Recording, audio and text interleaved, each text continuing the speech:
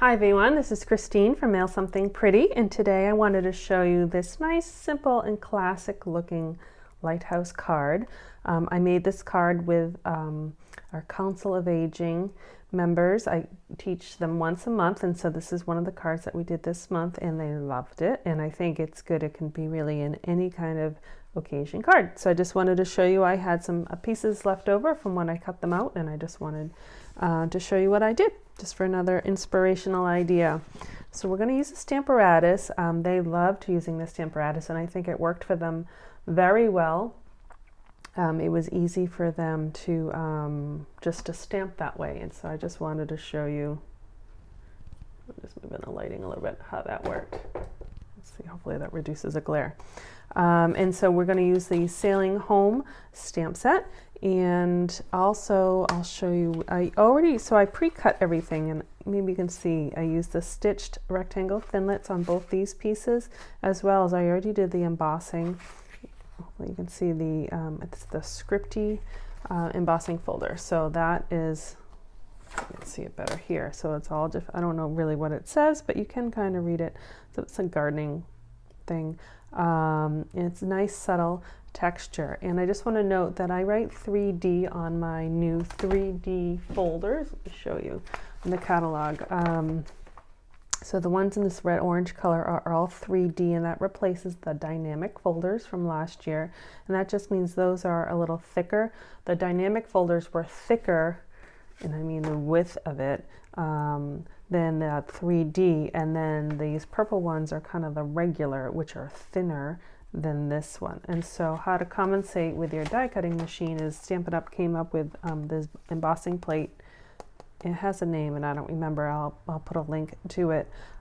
So with the thicker ones, you would use like one clear plate, this in your the base part of it, and run it through. And the regular ones, you would choose 2 clear plates, sandwich them, and run it through. And so with the 3D ones, you can use this blue plate and just run it through just this. You don't need any other ones. You need the thick one, but not the other ones. Or if you use a regular clear plate and you need some shims. So hopefully that doesn't confuse you. If you don't know anything about the embossing machines, just disregard. But I just wanted to show you that quickly. And then these are the stitched rectangular thinlits, or not thinlits, dies that I love, and I've been using them tons. So that's how I cut out these pieces. You could certainly just cut out rectangles with your paper cutter, and that would be perfect too. Okay, so we'll set up the Stamparatus here. What I did for them is I put some washi tape so they knew exactly where to put their piece of paper. And then, you know, I'm gonna move that. So you don't want the magnets to come close. We're just gonna, you can actually even do it without a magnet, but I'll just put a magnet there because I'm gonna set it up. I'm going to take my lighthouse and we'll put it right there. And you close your plate and it sticks, it picks up your stamp. And we'll just ink it with Night of Navy and then press.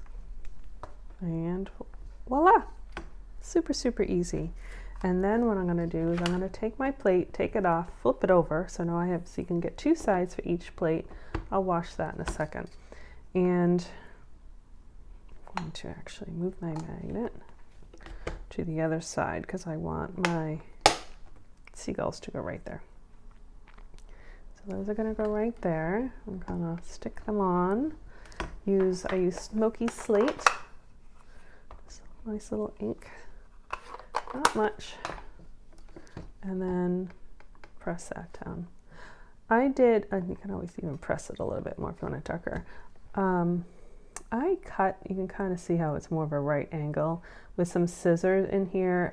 There was a lot of rubber in there, and when I was using it, sometimes I was getting a little bit of little marks. So don't be afraid if you need to trim your stamps a little bit with some scissors. And then a good way to clean these is the purple chamois, the simple chamois. It's wet. You just kind of, I probably should have done it while I was on there. Just clean it off. And this looks kind of yucky, but it's actually, I just cleaned it, believe it or not. You just run it in the sink and squeeze out all the ink out of it, and it works great. And so then these just peel off, put them back in my case here for another card. Easy cleanup. Okay, and then so the next step, I'm just going to leave it on here, is I used my aqua painter, which is just filled with water, and because this is a water-based ink pad, it will run or bleed, and I want it to.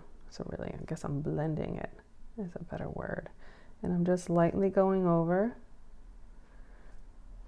wherever I want there to be a little bit of coloration.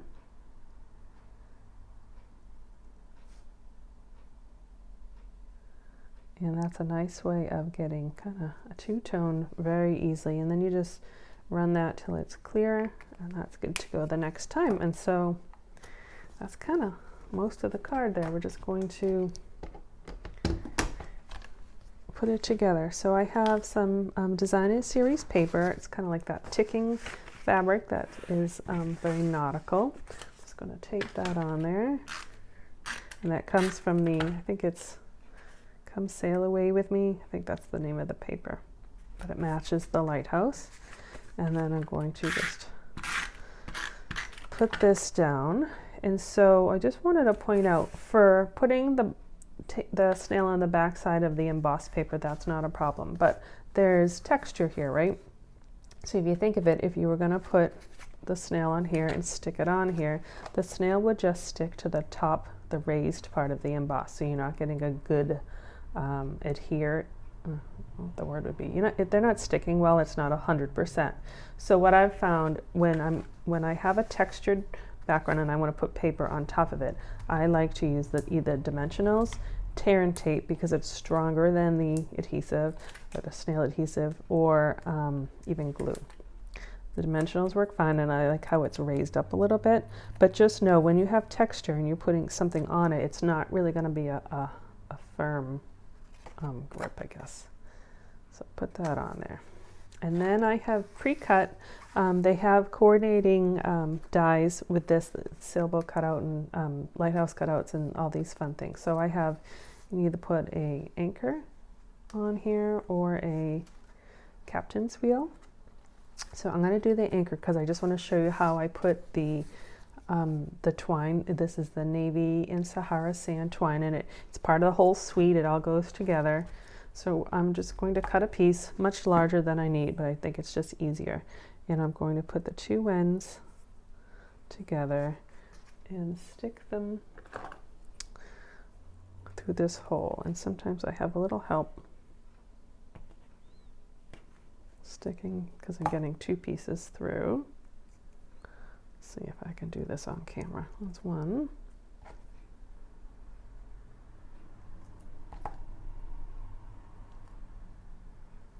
There we go. Two, okay. And then you have this loop here. So I'm just going to take these two pieces and put it through the loop and just pull. So you get a nice little knot. And I'm just going to cut those. And then I will take a dimensional and cut it in half because I just want part of it. And put it on the anchor.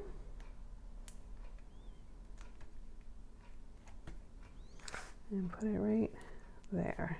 And if I was using the, I always want to say wagon wheel, but it's really a captain's wheel, I just put a glue dot in the middle and that's fine, and go right there. So I have that one and this one. So that, simple, classy, all together. Card can be for anything, and I just remembered I need to stamp on the inside. So I'm going to use the smaller sailboat. Use my Stamparatus again because I don't have any blocks over here. And some people use a Stamparatus for everything. I'll just put my magnet down. So really, you can put it anywhere. It doesn't really matter because I'm going to, actually I'll move it over a little bit. I want my sailboat to be right there. So I'll just close it and ink it and press. And there you go. And then I will also take my aqua painter and just give a little bit of the two-tone coloration on this as well. And I'm not really being picky, I'm just kind of doing it quickly. And then again, I'll just clean that off. And there we go. Here is our card. Using the Sailing Home, which is a set I've used lots and lots this summer. It's great masculine set, but it's also it can be feminine, it can be kids, it can be absolutely anything, which is really great about it. Excuse me. So please visit my website at mailsomethingpretty.com and be sure you are added to my mailing list. You can just put your name and email right on the right sidebar, and then you'll get weekly emails from me with lots of tips and videos and hints and all sorts of stuff. And be sure also to subscribe to my YouTube channel so you know when I do new videos, and I've been trying to do them about once a week. So thanks so much for watching. Again, this is Christine Josty of Mail Something Pretty. I'll see you next time. Bye-bye.